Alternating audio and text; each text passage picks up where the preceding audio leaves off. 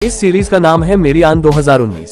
शुरू में हम मेन कैरेक्टर एमा को देखते हैं, जो एक मशहूर राइटर थी। वो एक चुड़ैल जिसका नाम मेरियान था, उसके बारे में कहानियां लिखा करती थी। उसकी ऐसी कहानियों को लोग काफी पसंद भी किया करते थे और इसी वजह से वह इतनी मशहूर थी। ये काम वो काफी सालों से करती आ रही थी, मगर वो मेरियान के बारे में कहानी लिखना बंद कर देती है, क्योंकि अब उसे ऐसा लगने लगा था कि मुझे ऐसी कहानियों की जगह कुछ अच्छा लिखना चाहिए। उसने अपनी किताब में सिर्फ लिखा था कि एक लड़की के सपनों में मेरियान बीच आकर उसे परेशान करती है और उसकी कहानी बेहद मशहूर हो गई थी। इस किताब ने बहुत पैसे कमाए थी, लेकिन अक्सर एमा अपनी पुरानी जिंदगी के बारे में सोचकर परेशान हो जाती है, जिसके बाद वो बहुत सारी शराब पी लिया करती है। उसके साथ काम करने वाली लड़की जिसकी काफी अच्छी दोस्त थी, एमा का बहुत ख्याल रखती है। अब यहाँ हमें एक और बात पता चलती है कि एमा के सपने में खुद मेरियान आया करती थी और उसको काफी डरा देती थी। अब रोज रोज अपने फैंस चाहने वाले लोगों से मिलना, उनकी किताब पर साइन करना एक राइटर के लिए आम बात होती है। इसी तरह एक दिन एमा भी कह रही थी, तभी उसके पास एक लड़की आती है जो उसकी बहुत बड़ी फैन भी होती है कि मेरियान इस दुनिया में आ गई। उसने मेरी मॉम को अपने कंट्रोल में किया हुआ है, जिसे एमा अब तुम्हारी और तुम्हारे चाहने वालों की जिंदगी को खतरा है। अगर तुमने मेरियान के बारे में लिखना बंद कर दिया तो सब मारे जाएंगे। यहाँ पर नोट करने वाली बात ये थी कि इस लड़की की माँ एमा को सपने में डरा रही थी, यानी कि मेरियान की आत्मा उसके अंदर थी। इन बातों पर एमा को यकीन नहीं आता, इसलिए वो लड़की खुद अपनी जान दे दी है अपनी बात को सही साबित करने के लिए। साथ ही एक लॉकेट छोड़ती है, ये लॉकेट मेरी मॉम दे देना। इस हादसे के बाद एमा को अपनी मॉम डैड की फिक्र हुई। अपने घर फोन करती है, पर कोई भी फोन नहीं उठाता हूँ, क्योंकि वो कई सालों से अकेली रह रही थी, अपने घर नहीं गई। इस बात को लेकर थोड़ा परेशान हो जाती है और अपने साथी को लेकर अपने टाउन जाती है, जहाँ पर उसकी मॉम डैड सही सलामत थी। उनके साथ रात गुजारी और अगली सुबह उस फैन की मॉम से मिलने जाती है जिसने अपनी जान दे दी थी। यहाँ आकर एमा को पता चला कि सच में उस लड़की की मॉम के अंदर मेरियान की आत्मा जो उसे कहती है, तुमने मेरे बारे में लिखते रहना होगा। अगर तुमने ऐसा न किया तो अच्छा नहीं होगा, मैं तुम्हारी मॉम डैड को मार दूंगी। अब यह एमा की मुलाकात अपने बचपन के दोस्तों से होती है, जो काफी सालों बाद एमा उनसे मिल रही थी।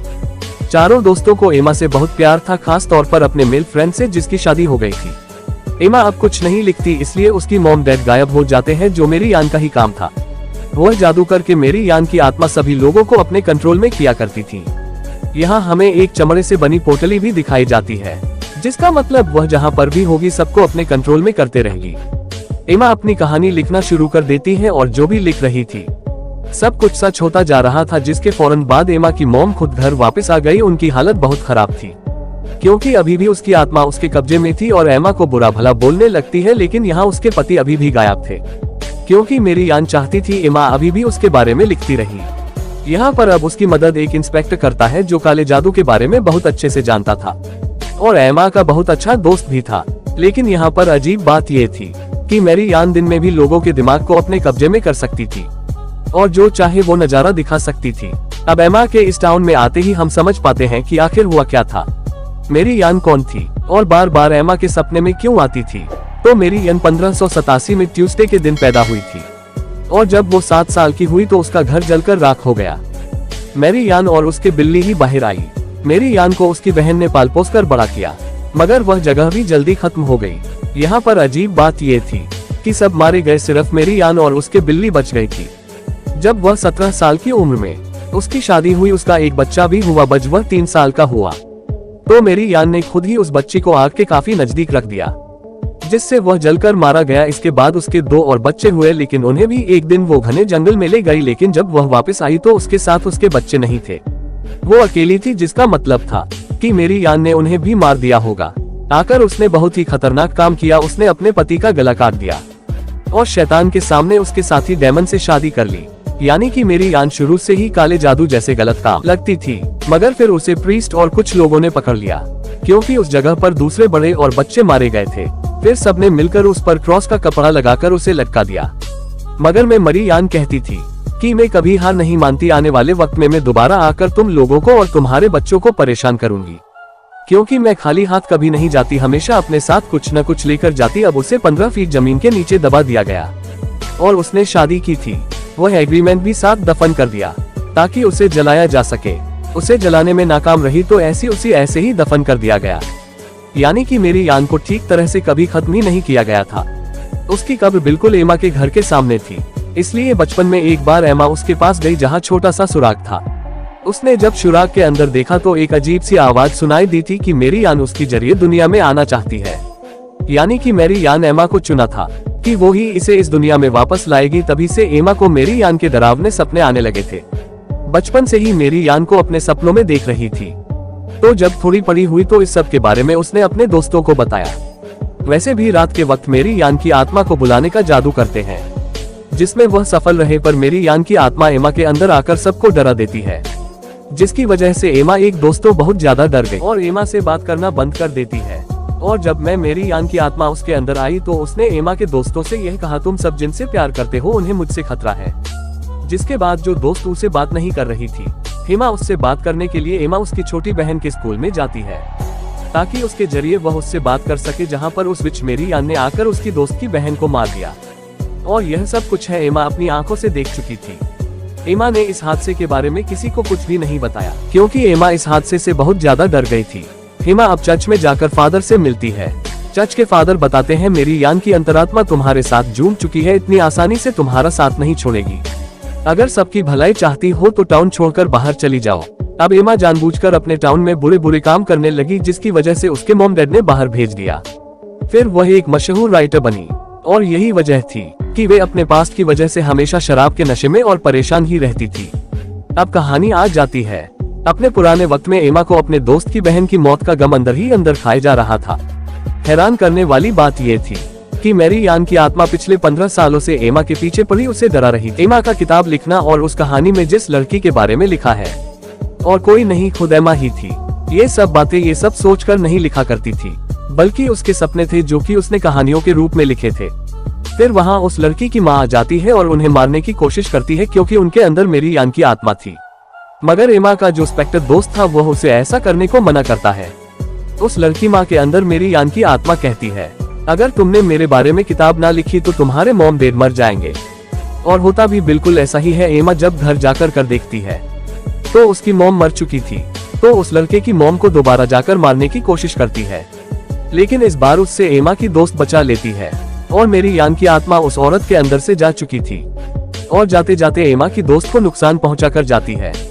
उस पुलिस इंस्पेक्टर को एमा की डेट मिलती है, वह उन्हें हॉस्पिटल लेकर जाता है। यहाँ पर हमें एक और बात पता चलती है कि जब मेरी यान किसी के जिस्म से वापस जाती है तो उसके शरीर से कुछ न कुछ चीज लेकर जाती है, जैसे कि उस औरत के शरीर से उसकी आंखें लेंगे। एमा अबू सूरत से दोबारा मिलती है, जो अब नॉर्मल हो गई थी। वह औरत कहती है, तुम्हें उस विच के बारे में लिखते रहना होगा, अगर तुमने लिखना छोड़ दिया तो वो सबको मार देगी या फिर मेरी तरह सबको नुकसान पहुंचाएगी। ये सब सुनकर एमा काफी परेशान हो। फिर इंस्पेक्टर ने मिलकर इस केस की जांच की और फिर वह एमा को बताता है कि तुमने जो जो कहानियां अपनी किताब में लिखी है, ऐसा कहीं ना कहीं जरूर हुआ है। जैसे एक भालू ने पूरी एक बेसबॉल टीम को मार दिया, वहाँ पर सबका ये कहना था कि हमने भालू को बोलते हुए सुना, जिसका मतलब ये था कि सारी कहानियां मेरी यानी एमा से लिखवा रही थी, जिससे ये सब कुछ असली दुनिया में सच हुआ करता था। ऐसा इसलिए होता था, जो भी मेरी यान के बारे में पढ़ता था वो उसी के ही सपने देखता था। जो उसके बारे में जितने ज्यादा सपने देखेगा मेरी यान उतनी ज्यादा ही ताकतवर हो। और बाकी जो लोग मारे जाते थे उनसे तो उसको ताकत मिलती थी, इसीलिए एमा से मेरी यान ने अपने आप को जोड़ लिया था। यहाँ पर एमा का इंस्पेक्टर दोस्त ये प्लान करता है कि वह मेरी यान वीज को उसके असल नाम मेरियान से बुलाएंगे, जिससे उसको आना ही होगा, क्योंकि वह वीज उसके असल नाम को झुठला नहीं सकती। पर इससे पहले मेरी यान एमा के दो दोस्तों के 2 बच्चे चुरा लिए थे, ताकि वह एमा को ब्लैकमेल कर सके। उसी बीच उसके सारे दोस्त उस लाइट हाउस में जाते हैं, जहाँ 15 साल पहले उस विच को बुलाया था जादू करके। अब इससे पहले वह उसको दोबारा बुलाते वह एमा के साथी के अंदर आ गई, जो कि हॉस्पिटल में थी, जिसको वहाँ पर अहमद में डायरेक्टली देख लिया था, वह नर्स को मारने वाली थी।